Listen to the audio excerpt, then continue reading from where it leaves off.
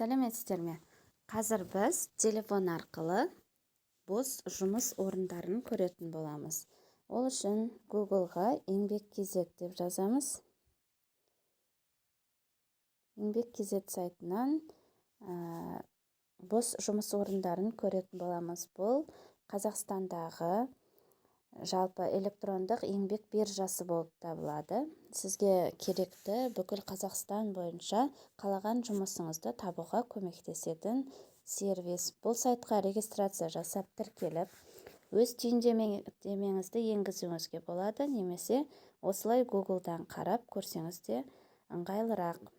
Немесе App Store-дан міне бағдарламаны басып алуға болады, болмаса Play Market-тен басып енгізіп алуымызға болады бағдарлама, немесе осылай Google-дан көруімізге де болады.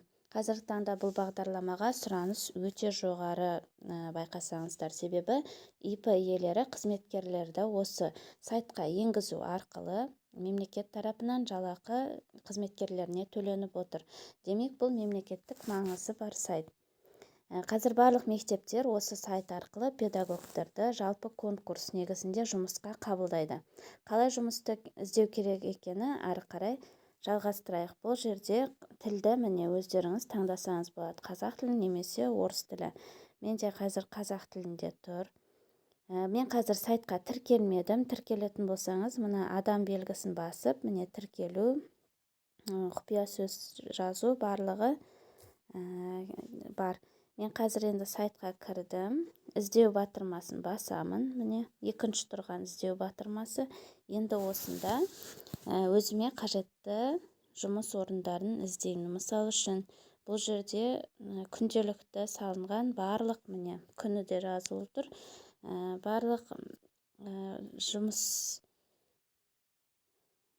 іздеушілер жазылып тұр. Мысалы үшін жұмыс берушілердің берген хабарламалары шығып тұрады күнделікті. Біз мұнда барлығын қарап отыруға уақыт жоғалтпай, мына жерде фильтр, яғни сүзгі. Міне сүзгіні көрсету. Осы сүзгі бойынша іздейміз. Ең бірінші өзіңізге жақын қай қаладан жұмыс іздегіңіз келеді, немесе облыс. Мысалы үшін мына Астана және Алматы қалаларында 3100-ден 3000-нан жоғары жұмыс бар екен. Жаңағы хабарламалар ең көбі. Және де Қарағанды облысынан да көп екен.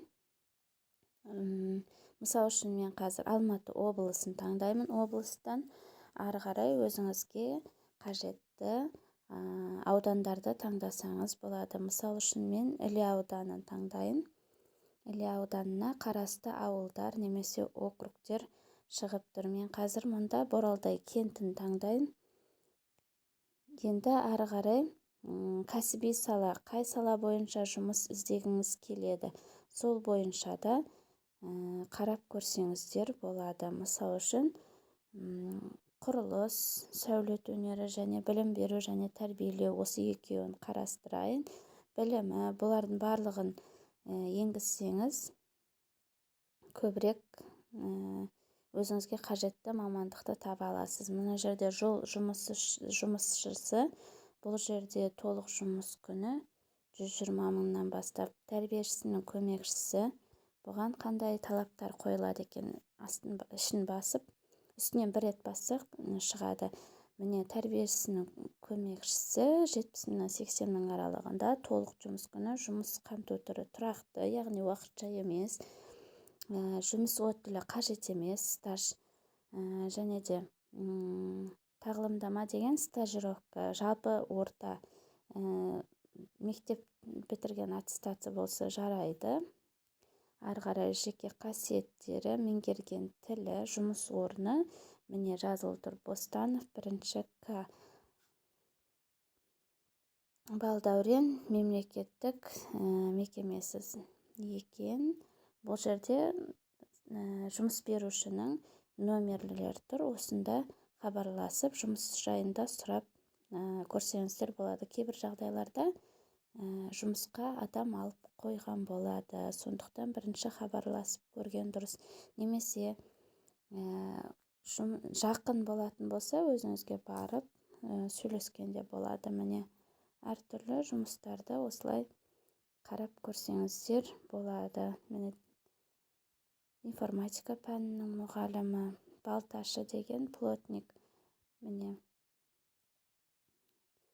плотник қызметкері керек, тұрақты екен бұнда да. Тәрбиеші, құрылыс электригі. Міне сүзгі арқылы өзіңізге қажет аудандарды таңдап көре бересіздер. Мысалы үшін Алматы қаласын таңдайық. Алматы қаласы бойынша аудандар, Алмалы ауданын таңдасам, әрі қарай білім беру және тәрбиелеу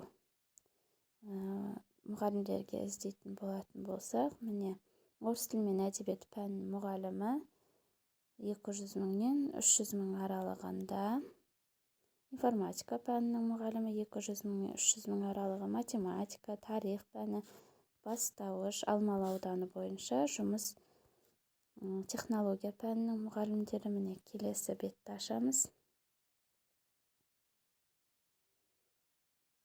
Технология пәні, шетел мұғалімі, информатика, міне қазақ тілі әдебиет пәнінің мұғалімі. Көрейік. 160 000 теңгеден басталады дейді. С русским языком обучение бұл орыс сыныбындағы қазақ тілі мен әдебиеті, яғни өзге ұлт өкілдеріне қазақ тілі мен әдебиетінен сабақ беретін мұғалім іздеп жатыр екен. Толық жұмыс күні, тұрақты, жұмыс тәжірибесі 3 жыл, білімі жоғары болу керек. Жұмыс орны 2 жұмыс орны бос екен. Гоголя 133. Мына номерлер арқылы хабарласып, конкурс, жалпы қызметкер саны 180 қызметкер бар екен. Конкурс мұғалімдерге қашан болады және де қандай құжаттар қажет, осыдан хабарласып білу арқылы баруға болады. Немесе мектептің сайтына кіріп, мектептің сайтында қай уақытта қандай конкурс болатыны және де оған қандай құжаттар қажет екендігі жазылып тұрады. Мысалы үшін біз қазір мына 15-ші мектепті көрейік. Гимназия, Алматы қаласы. Осы мектепті көрейік. Оны да Google арқылы көреміз. 15-ші мектеп, гимназиясы, гимназия, Алмалы ауданы.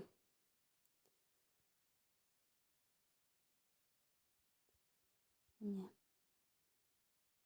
Алмалы ауданы бойынша әр мектептің қазір осындай сайты бар. Сол сайтқа кіреміз. Міне KZ 15-ші гимназия. Қазір суретімен сол мекен бір көріп аламыз. Директоры 15-ші мектеп. Әлі конкурс туралы жаңалық енгізбепті. Міне жаңалықтар топтамасы деген жерде конкурс қай уақытта болады, қандай құжаттар қажет, соның барлығы осында жазылып тұрады. Мұғалімдерге ең қажетті құжаттар тізбесі егер керек болса астында комментарияға қалдырайын. Міне еңбек KZ сайты.